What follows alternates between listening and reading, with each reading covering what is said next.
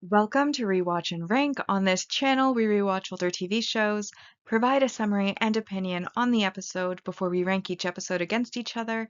And on today's episode is Charmed Season 3, Episode 22, All Hell Breaks Loose, this season's finale.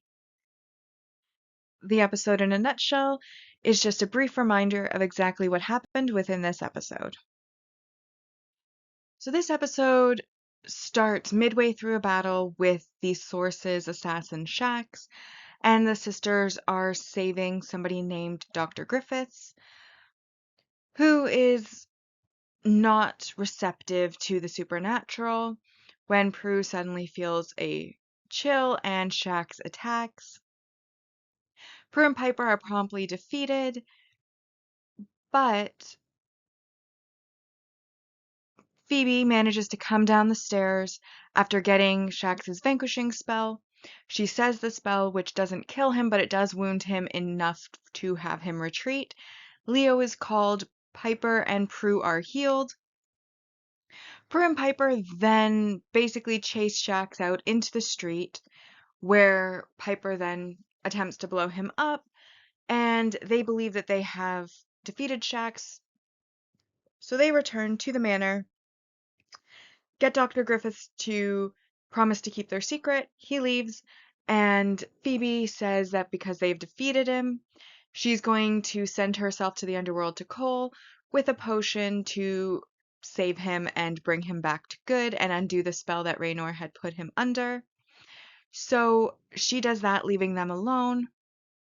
Shortly after their exposure, they find out about their exposure, but Phoebe isn't there. They then, go to the scene, try to look for residue of Shax to confirm whether he was actually vanquished or not. And suddenly, then the news people are on their yard. There's a woman named Alex Hicks who isn't a witch but thinks she's a witch and wants to join their coven. And basically, she then shoots Piper. Prue, who is desperate to save Piper, basically starts using her powers against all of the people to get them out of the way, which makes everybody start to see them as evil. And therefore, when she gets to the hospital, Dr. Griffiths tries to save Piper, fails, and Prue is devastated, of course, and there's snipers and SWAT team coming to kill Prue, and she kicks them out. But then a heat-sensitive sniper rifle is used to target her from behind the door. And meanwhile, while all of this was happening in the underworld, we had Leo going down to try to bring up Phoebe, and also bringing the Elder's suggestion that Tempest can reverse time, and they hope that the evil side will do this because they were also exposed because Shax was exposed in the videotape that caught Piper and Prue. And so Cole then takes that suggestion to the Source, pretending it's his own. The Source says, we will have Tempest reverse time, but in exchange, Phoebe has to cross over, become evil, and stay in the underworld. And Cole says she'd never do that, but the Source says she will to save the life of her sister. Leo goes up to check, finds Piper dead, returns down, and Phoebe agrees under the condition that he will warn Piper and Prue, because if she's not there, they're dead anyways when Shax attacks. And the Source agrees to this before, and then Cole leaves, and then before time is reversed, basically, the Source calls in one of his lackeys and tells him that once time is reversed, he is to detain Cole, kill Phoebe, that way he won't have to worry about Balthazar or the Charmed Ones going forward. Then time reverses itself and we get a replay of the start of the episode. However, this time Phoebe doesn't come down the stairs to call Leo. The sisters are left bleeding. and defeated, and Dr. Griffiths also is attacked and defeated by Shax, obviously because he's immortal. And then Shax leaves, and we just see a desolate manor with the front doors, windows shattered. Now that we've been reminded about what happens in the episode, it's now time to rank the episode. And as always, we will be ranking on our 2 ranking list, the mostly objective ranking list, which doesn't use emotion, but bias and judgment can still apply and uses specific values in order to determine the score. And then the personal ranking, which is based on the emotional response, entertainment value, and opinion on the episode. All right, so we're going to start with our mostly objective rank values. I highlighted those I felt applied to this episode. There are quite a few things that applied, so we'll start with our single episode supporting character introductions, and that is Dr. Griffiths, who is the innocent of the episode, and then Alice Hicks, who is the wackadoodle that breaks into the house, gets thrown out rightfully so, and then decides that it's such a huge insult to her that she has to go and shoot somebody. Now that then brings me to, we're going to skip ahead to some negatives, and that is the weak or dislikable supporting characters. And in this episode, both of the supporting characters were horrible. So that's -4 each. So -4 for Dr. Griffiths. First, he's a completely uncooperative innocent. Second, they ask him once he is successfully saved not to tell anyone about them, to keep their secret. And then he decides that, oh, well, they've been caught anyway, so I'm going to get my 5 minutes of fame, and decides to go ahead and give an interview expressly against what he had promised. And that's just rude. That's just terrible. We do not like him. And then naturally, of course, we're not going to like Alice Hicks, who, first off, is a complete wackadoodle. She's running around outside the house, skipping about, being all like, I'm a witch too. I want to join your coven, blah, blah, blah, blah, blah.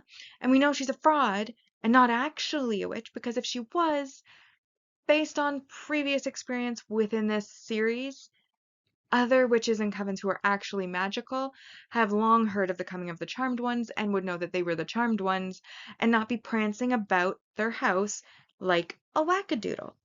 Then she decides she's going to break into their home, which is illegal. And when she is rightfully thrown out, because why would you expect anyone to give you the time of day when you have broken into their house? She then decides that it is appropriate to go get a gun and shoot somebody and kill somebody, because Piper doesn't survive in this case. And then go around like she did a good thing just because they didn't like her. If everybody shot people that they didn't like, we'd have nobody in the world. It would be a barren wasteland, because you cannot do that. That is so disgusting, so terrible, just repulsive. And therefore, both of them are rightfully worth -4 points. Alice more so than Dr. Griffiths, but both of them are terrible, terrible people. We next have a +2 for our multi-episode supporting character introduction, which of course is Shax, who originally was defeated, but since time has been reversed, he is no longer vanquished. And this time, because Phoebe isn't there, he does succeed. And so that is our 2 points. We then have a multi-season supporting character introduction, which is the source of all evil. Now, you may be thinking, wait, we have already seen him before, and the answer is actually no. He has been mentioned, he has been talked about, he has been the mastermind behind the scenes, but we have not physically seen him as a character on screen until this episode. This is the first time where we see his robed self with just his hands outside of the robe and, as a person, an actual physical being.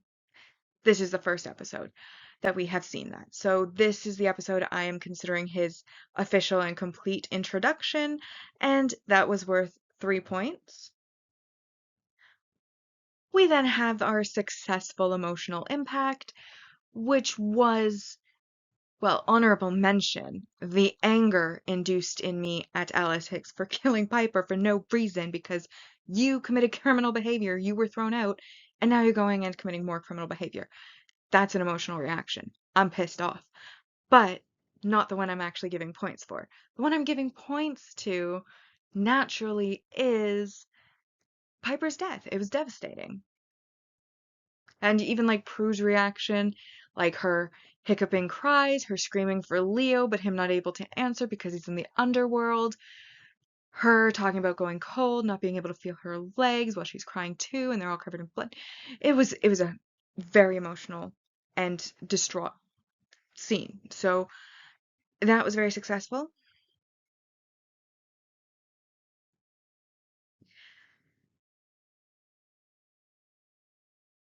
And then we have +4 for our multi-season main character development, which is the scene that had the successful emotional impact, which is that Piper gets shot and dies. And again, devastating, especially when Leo comes back up to confirm that one of her sisters are actually in trouble when the source is um, suggesting that Phoebe stay in the underworld. And like, oh, his reaction to her dead, also successful. And so again, worth the 4 points. And then we have one final 4 points, which is the main relationship development, which is that Phoebe has successfully saved Cole. Her potion did work. He has turned good again. They are lovey-dovey. But even before the source makes his suggestion, Cole had asked or suggested that maybe they stay right where they are in the underworld together. But obviously she's against that. She's a charm one. She has a destiny. She has her sisters. That wasn't going to fly. However, then when she finds out that they'll only reverse time and save Piper's life, if she stays, then she does ultimately decide to stay in the underworld with Cole. And that brings us now to our other negatives. Now, these remaining negatives all fall under the same category and are first, and they're all under negative messaging or behavior. So first off, negative behavior, and this is behavior that even exists within reality, but the entitlement that you feel that you have to someone else's time, acknowledgement, property, etc., etc., like just the entitlement of the public to a private individual's life, I personally view that as negative behavior. So when they get exposed, instead of like approaching them for an interview on the side, maybe phoning, doing something like that, they all crowd on the lawn. They let all the wackadoodles in. Even at the police station, they know Daryl has a connection to the Halliwells. The captain's going up to him, wants them brought in for questioning, even though they clearly are defeating what it looks like a bad guy. I mean, Shax, he's blue. Like, I don't think he's the good guy, however you slice it, yet somehow they're all against them. And of course, the news van's all outside, the creating a barrier so they can't leave, even like exposing, like, I mean, I understand the original exposure was caught live, so there was nothing they could really do about that. But then this news lady rocks up to their house while they're inside, decides that she's going to put the front of their house on the internet, or, well, on the TV at that time, for everyone to see, names them first and last name. Like, I swear that had to be illegal, or it should be illegal, because it's just, again, terrible, terrible behavior, and it's just entitlement from the public to a private individual's information, which they don't have a right to. So it pissed me off. Then, of course, second of all, we have murder. We have a murderer who killed Piper, and also then the SWAT team attempting to kill Prue and had time not been turned back right when it was, she also would have been murdered by this SWAT team who's there because they just unilaterally decided they're going to be evil without any sort of proof to that fact. I mean, obviously, Prue was emotionally distraught and she probably shouldn't have been throwing people around with her powers, but at the same time, she had a wounded person, and instead of giving her right of way to leave to get this person help, they were all crowding and trying to prevent her from leaving. So I think also she was in her rights to do that because Piper needed help. Of course, it ended up being useless because Piper did end up dying temporarily, but the point is, her behavior I feel was excusable because she needed to get somebody help. It was an emergency situation and they were blocking the way. It would be like if an ambulance is driving towards the hospital and ends up bumping your car because you weren't smart enough to get out of the way and, pull off the road, which you legally are required to do. To me, it's the same thing. They were blocking the way. She was in an emergency situation. She needed to get them out of the way the only way she knew how. So her behavior, I forgive. But the blocking of the way, no. And of course, murder, always bad. And then finally, the last one I'm giving points for is the source's double cross. So as soon as he makes the deal with Cole and agrees to Phoebe's condition to warn her sisters, the source decides, you know what? I'm not actually going to keep my word like 10 seconds after I gave it, but he's evil. Still, you should keep your word. And this, of course, is making Cole a liar. This is what's leading to them not being warned, which is leading to them being injured on our cliffhanger ending. And he also wants to kill Phoebe as well. And of course, detain Balthazar, who has betrayed him in his eyes. So basically, all that being said, that brings this episode to a 4 out of 10. Now, this episode is the finale of the season 3, which means that our ranking list on our mostly objective rankings is now completed and definitive. And in first, we have The Honeymoon's Over, second, Magic Hour, third, Sleuthing with the Enemy, 4 is The Good, the Bad, and the Cursed, 5th, Just Harried, 6th, The Demon Who Came In From the Cold, 7, Look Who's Barking, 8, All Hallowell's Eve, 9, Coyote Piper, 10, Blinded by the White Lighter, 11, Once Upon a Time, 12, We All Scream for Ice Cream, 13, Pre-Witched, 14, Exit Strategy, 15th is Power Outage, 16th, Bride and Gloom, 17th is Death Takes a Hallowell, 18th, Wrestling with Demons, 19th, Sight Unseen, 20th, Primrose Empath, 21st, All Hell Breaks Loose, and then in 22nd spot we have San Francisco. So now we come to my personal ranking, and if my ranting wasn't enough to tell you that I was not fond of this episode, I will tell you right now, I was not fond of this episode. I think this is probably one of the best seasons as far as general episodes. Most of my favorites of all time happen to fall within this season. However, this episode was terrible. Terrible. Not only did we pick up mid-battle and were completely confused by what was happening, and I hate when we do that. I like to be there from start to finish. So picking up midway was discombobulating, was not fond of this choice. Then, to make things worse, we have the repetition of the first few minutes of the episode at the end of the episode, which is one of the reasons I don't really like deja vu or time travel episodes, because I like to see it once and then I'm good.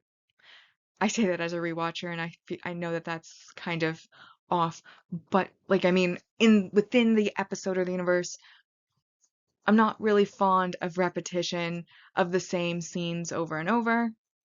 And to be fair, it was only once, but still not a choice I liked. I hated that they did a cliffhanger because we all know as rewatchers what happens to Prue, but we didn't get any sort of definitive ending for her in this episode.